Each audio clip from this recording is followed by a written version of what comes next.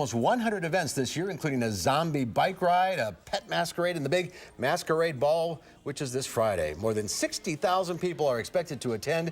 Since 1989, the festival has raised more than $4.5 million to help residents affected by HIV and AIDS. That's our time for now. Thanks for watching. News Street 5 starts right after this.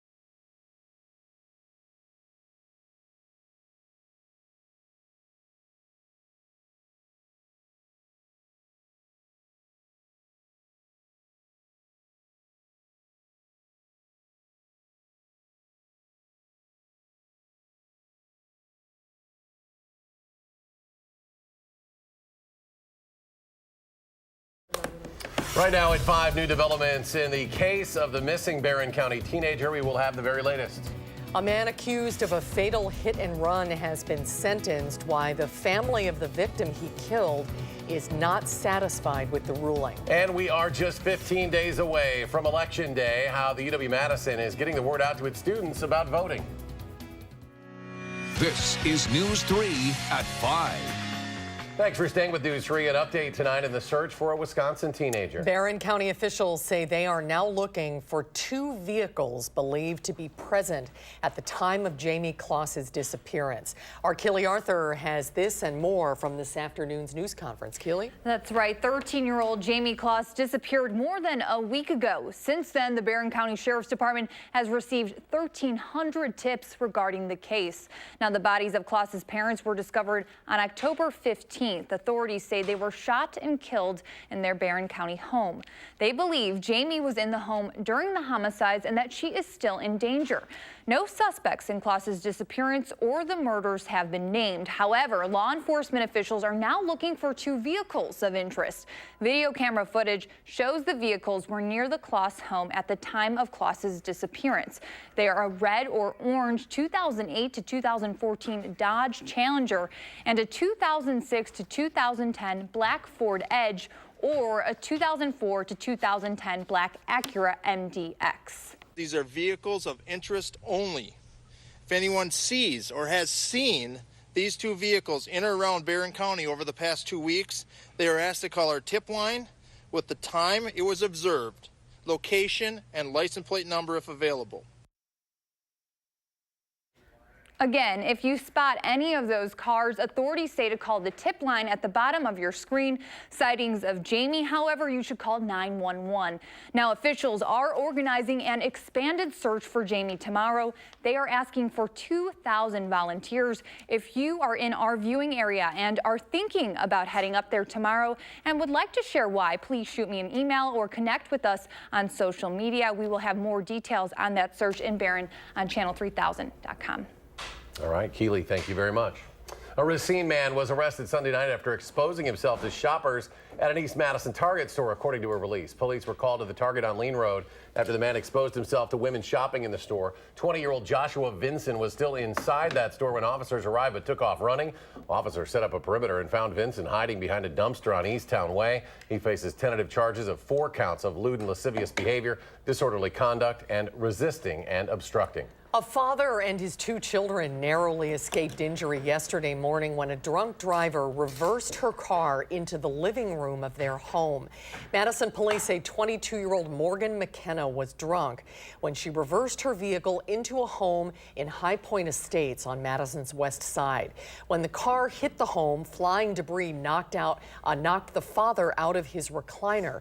His infant daughter was 2 to 3 feet from where the car stopped, and his 2-year-old daughter was 10 feet away. Police say she put the car in reverse, drove quickly across a yard over playground equipment, and then hit the home. McKenna was arrested for second-degree reckless endangerment and operating while intoxicated, second offense. The driver in a hit-and-run that killed a Wanakee man in May of 2017 was sentenced to 6 years in prison. 27-year-old Francisco Martinez hit 30-year-old Curtis Bonds as he was walking across Highway 113 near the town of Westport. Now, the maximum sentence for a hit-and-run is 25 years. The family of the man who was killed is speaking out, saying the justice system failed them and that this incident has affected them forever. Jamie Perez spoke with the victim's family. She joins us now with their story. Jamie? So Martinez, was convicted of a hit and run causing a death and third offense of operating a motor vehicle while intoxicated in 2017. Curtis Bonds was walking along Highway 113 near Westport when Martinez struck and killed him. Judge John D. Hyland told Martinez he might not have been charged at all if he had stopped rather than fleeing the scene. Police say they found Martinez a few hours later sleeping at the wheel with a child in the car. The family said when they appeared in court, the judge said he didn't think it was fair to charge him with the same sentence as a drunk driver who killed someone, simply because the prosecutors weren't able to prove he was drunk at the time of the accident. Bonds' family said hearing Martinez got 6 years when the maximum sentence for a hit and run is 25 was heartbreaking for them. It just makes me feel like a huge disservice was done against our family. It makes me feel like they don't really care what happens when he gets out in a couple of years and he's drunk driving again, and possibly this could be somebody else's family in our footsteps. Records show this was not Martinez's first OWI charge. Sonia added that she hopes Martinez can learn his lesson in the time he serves, but says long after he gets out of prison, she will still be in the process of healing her wounds from this incident. Coming up tonight at 6, Sonia shares what happened that night her brother was killed, plus she speaks for many others and her family on how they view drinking and driving laws and punishments in the state of Wisconsin after this happened to her brother. Jamie Perez in studio with us tonight. Jamie, thank you. Thank you, Jamie. Let's get a first check on the weather now. Gary Canulti is in the Weather Center. Gary? Well, it's a beautiful day today. We had lots of sunshine. Temperatures actually made it up into the 60s, but it will turn colder for tomorrow. As we start out by taking a look at visible cloud track, again, lots of sunshine across most of the upper Midwest. On radar, not a drop of rain around. Low temperatures this morning started out seasonably cold, just a couple degrees below average. Here in Madison, we dropped to 30. Many locations were in the upper 20s. High temperatures, though, have climbed into the lower to middle 60s through much of southern Wisconsin, so it was a quick temperature rise. Current temperatures are still in the lower 60s, but the winds are starting to shift around to a northwesterly direction. By tomorrow morning, we'll be down into the middle 30s with mostly clear skies. For tomorrow, look for sunny skies, but those northwesterly winds will drop temperatures by a good 10 to 15 degrees. Look for a high of 49 degrees. That's your First Alert forecast. Gary, thank you. There are increased efforts this week to bring UW-Madison students to the polls. There's a lot going on between Vote Fest week, the start of early voting on campus, and the Big Ten Vote Challenge. Rose Schmidt is here to explain why all of this matters in the upcoming election. Well, it matters because voter turnout tends to be lowest among people between the ages of 18 and 24, or college kids. So one political science professor told me it's important to make voting a habit that people start when they're young, because once they're voters, they tend to stay voters, and that could make a difference in November. I just turned 18 in February. It's just my first election. Whether it's their first time, I'm very politically involved. I always have been. Or they've cast a ballot before. I knew that early voting started today, so I made sure to do it. UW-Madison students like Ellen and Bryce want to have a say in who represents them. I'm busy on election day. I have class all day, so I wanted to make sure I had time to vote. And they're getting a jump on it early, in between classes, weeks before the election. Yeah, it's exciting to have a say in finally having a say in what's about to happen in government. And casting my vote is my way to do that. Bryce was approached on campus by volunteers trying to get the word out. At Library Mall, Bucky could help students make a plan to vote. So we remind them what kind of ID. When, where, how. But a lot of them may already know the why. Well, I think there are a lot of reasons for students to be engaged. If they are Wisconsin residents or vote in Wisconsin, we have a governor's race and a Senate race that are both pretty compelling. Professor Barry Burden is part of the Big Ten Voting Challenge, a friendly rivalry between all 14 schools in the conference to bring students to the polls. But it may be especially important here. From the 2012 presidential election until the 2016 presidential election, turnout on our campus fell about 4 percentage points.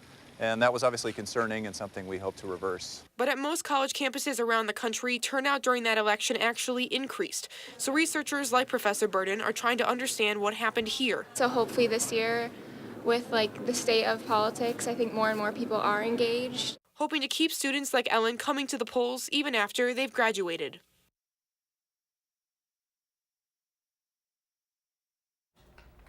The Big Ten Voting Challenge runs through the election on November 6th, and trophies will be awarded to the university with the highest voter turnout and the most improved turnout. Meanwhile, early voting on campus will be available Monday through Friday from now until November 2nd. So students who haven't still have time to do it. That's very good. Thank you, Rose. Thanks, Rose. An early voting event with Vermont Senator Bernie Sanders in Milwaukee, kicking off a big week of rallies in Wisconsin just 2 weeks before the November 6th election. Hundreds gathered today at this Sanders rally. This was at the UW-Milwaukee Student Union. The independent senator and 2016 presidential candidate who won the Wisconsin primary in 2016 was joined by U.S. Senator Tammy Baldwin, as you see there, along with candidate for Governor Tony Evers and other Democratic candidates. He strongly encouraged everyone to get out and vote. And people saying it's a midterm election, I don't have to vote, and they stayed home. And working people stayed home, lower income people stayed home, people of color stayed home, young people stayed home. Not this time is exactly right. And the governor acknowledging today he has been a national target for more than a year by Democrats and remains a bit concerned about complacency among his supporters when it comes to turnout. He'll also have a big name in his corner this week. He'll join the president at a rally Wednesday in Mosinee. The governor says recent trade deals by the president have had a positive impact in Wisconsin, and he has a message for Mr. Trump. Now, 2 weeks ago, he came, held out to the very end. We got a big win for dairy farmers at a time when they need as many wins as possible. And I, for one, want to thank him for that. Now, that rally at Central Wisconsin Airport Wednesday is at 6:30 p.m. The doors will open 3 hours earlier. The Wisconsin Department of Justice has given out $48 million in grants to hundreds of schools since June, all dedicated to school safety. But there's still about $50 million left to be given out. Amanda Quintana joins us now with how this money will be used to address student mental health. Amanda? Yes, well, that first round of grants was for more physical additions to school safety, things like video surveillance, shatterproof glass, and classroom door locks. This second round of grants are more focused on mental health and training for school resource officers and teachers, like the one that you're seeing right here. Today, the DOJ hosted this adolescent mental health training for police and school staff. 10% of all teachers, or 7,500 Wisconsin educators, will get to attend this training free of charge. The idea is to learn how to de-escalate and intervene, addressing a problem before it becomes violent. With educators and school resource officers working side by side to make our schools a safer place for our youth. This training is not specifically for SROs, it's for anyone that has a vested interest in our youth and keeping our community safe. The DOJ has awarded $45 million in grants to 39 schools and districts, including Sun Prairie. Some of the money left over will also go to creating an app and a tip line for anonymous threat reporting and creating an emergency response fund in case a crisis happens at a school. Now, some of that money has been used in the last week to send therapists, SRO, and a therapy dog, and additional training to Barron County to help the schools there as they deal with the disappearance of Jamie Kloss. A lot of different ways to address the issue. Amanda Quintana reporting. Amanda, thank you. Thank you, Amanda. Still to come on News 3 at 5. Up next, the Trump administration memo has sparked some outrage in the LGBTQ community. We'll tell you why. Plus, thousands of migrants are continuing to move closer to the United States border. And another rough start to the week on Wall Street. The Dow loses almost 127 points. The NASDAQ was up 20. The S&P fell a dozen. We'll be right back.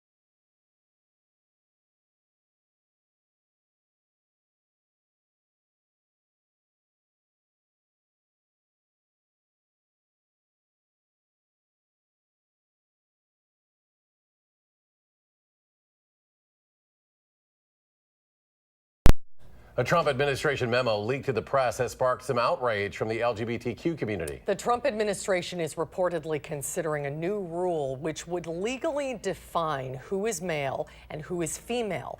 CBS News obtained a Department of Health and Human Services memo which seeks to rewrite the legal definition of gender under Title IX, the federal civil rights law.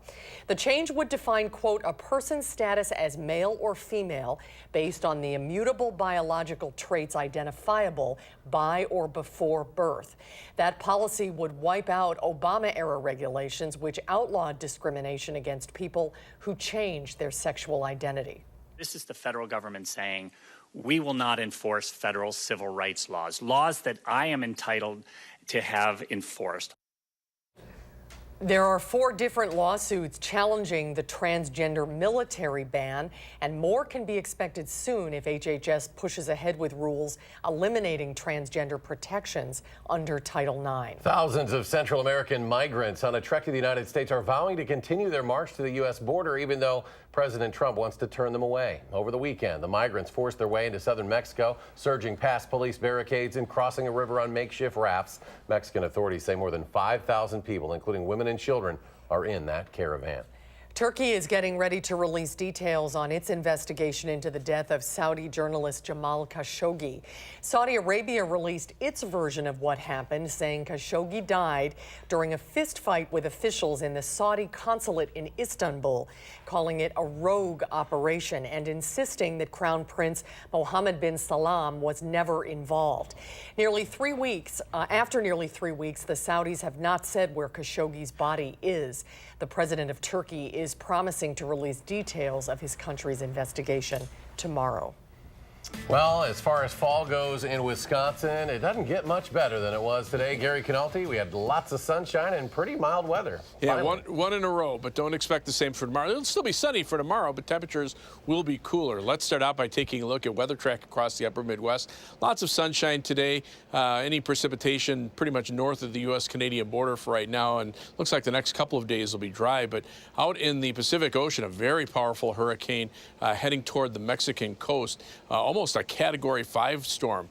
This is Hurricane Willa right now. It's a tropical storm. It's actually Willa with top winds right now about almost 145 miles per hour. The forecast will take it toward the Mexican coast as a powerful Category 3 or 4 hurricane and then weaken it rapidly over the mountains of Mexico, but that could bring heavy rain into parts of southern Texas as we head into the latter part of this week. That will keep the main storm track to our south, so for at least the next couple of days the weather will look just like this. Lots of sunshine from our WISC sky cam and the Edgewater sky cam in downtown Madison, showing beautiful sunshine across the downtown area. High today 62 after starting out at 30, so that dry air warms up very quickly. Right now we're sitting at 62 with sunny skies. Winds are out of the west-northwest now at 9 miles per hour.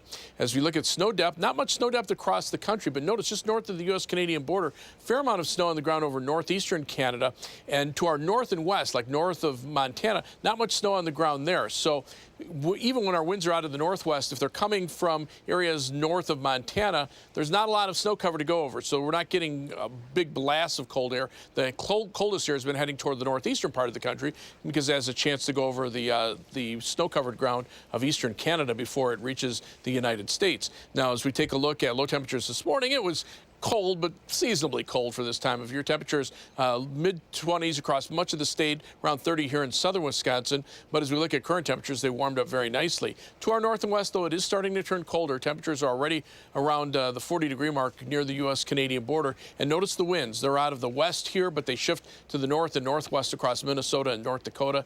And even the upper-level winds, again, coming from that area north of Montana, not over the snow cover. So we'll see, some cool air, but not dramatically cold, and temperatures will be just a little colder than today. 34 for the overnight low temperature with mostly clear skies. For tomorrow, look for a high of 49 degrees with mostly sunny skies expected. As we check out future track, you can see very little in the way of cloud cover over the next 48 hours. Temperatures will drop to the middle 30s by tomorrow morning. High temperatures tomorrow will top out near 50 for tomorrow night. Look for temperatures to drop back into the upper 20s. And on Wednesday, high temperatures again will be in the upper 40s. But as we take a look at the 7 to 10-day forecast, temperatures will remain slightly cooler than normal. The average high temperature should be in the mid-50s. We'll be in the lower 50s for Thursday, Friday, and Saturday. A slight chance of a shower Thursday night into Friday. A better chance chance on Saturday. Those showers could mix with some flakes of snow into Sunday morning, and then another chance of showers as we head toward Halloween. Temperatures a little bit below normal. As we take a look at first alert traffic, right now the eastbound Beltline not looking too good. In fact, this is the live view from the DOT camera at Verona Road. Traffic moving very slowly in the eastbound direction, even west of Verona Road. So pretty big delay in the eastbound direction. The delays start around Monona Drive and go back to about Whitney Way. Westbound, the delays aren't as bad. So right now, over a half-hour trip eastbound on the Beltline from University Avenue to the interstate. About half of that, 16 minutes going back in the westbound direction. Heading out of Madison, 28 minutes down to Janesville. There is a traffic accident northbound on I-3990 in the Janesville area. 19 minutes out to Sauk City on US 12 and 20 minutes to Sun Prairie on US 151. That's your first alert traffic. All right, thanks, Gary. Thanks, Gary. Ahead on News 3 at 5, companies are developing new technology that could help reduce robocalls. We'll show you how it works after a break.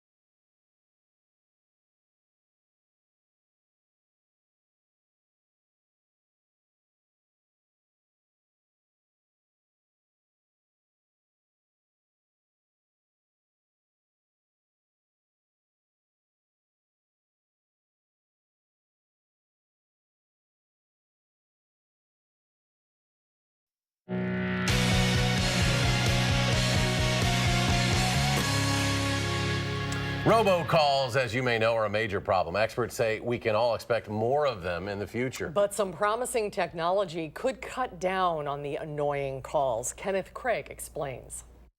This is an important message regarding your current credit card account.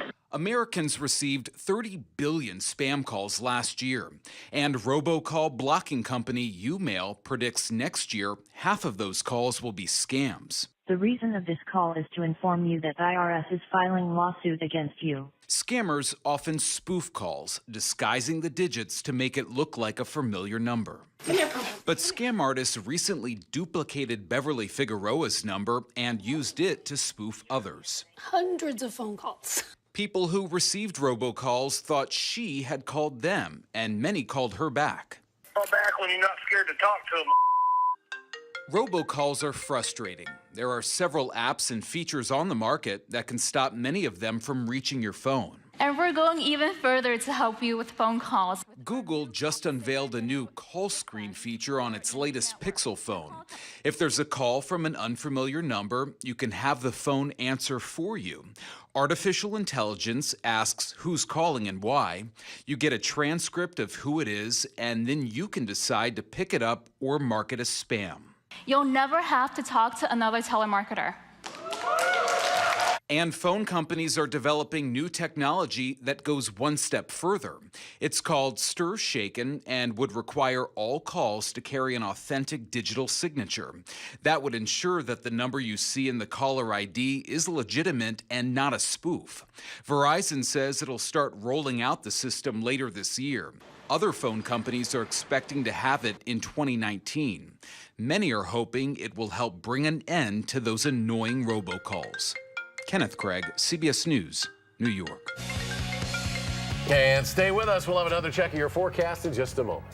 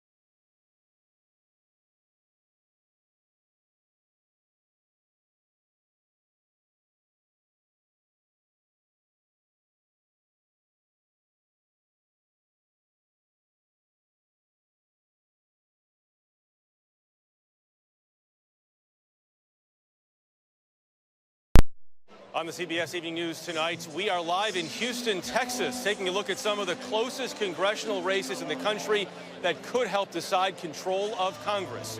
That's on tonight's CBS Evening News. And Gary's here with a final check of the weather. Clear and cool. Yeah, what a nice day today. Not only was it sunny, it's been dry, just a couple of sprinkles up toward Lake Superior. That's the nearest rain around here. But look at these temperatures at 5 o'clock. 62 right now at Madison. Temperatures around 60 through much of southern Wisconsin. But tomorrow, colder, 49 for a high. It's still sunny for tomorrow and Wednesday, and then clouds move in by Thursday afternoon. Slight chance of showers Friday, better chances of showers over the weekend, and maybe even some flurries mixed in. And yes, Eric, it will probably be raining on Halloween. Always cool and well, bundle them up. So yeah, just right on schedule there, so keep an eye on that. Boy, if you could bottle today, though. That is just a beautiful fall day. Well, we hope you join us again in 30 minutes for News 3 at 6. The CBS Evening News is next. Stay tuned.